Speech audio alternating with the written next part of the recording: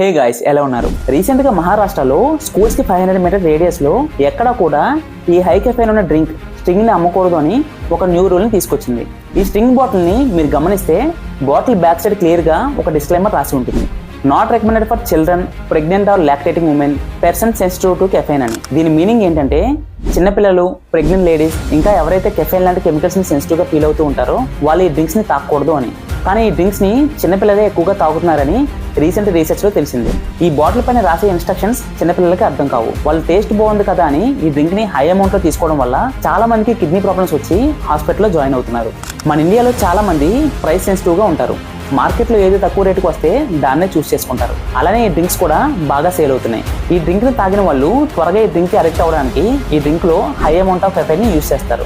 ఈ కెఫైన్ ఇంకా మనం ఆ డ్రింక్ కి బాగా అడిక్ట్ అయ్యేలా చేస్తుంది. అందుకే మహారాష్ట్ర గవర్నమెంట్ ఈ డ్రింక్స్ ని స్కూల్స్ కి దగ్గరలో అమ్మేలా ఉంచకూడదు అని ఒక స్ట్రిక్ట్ రూల్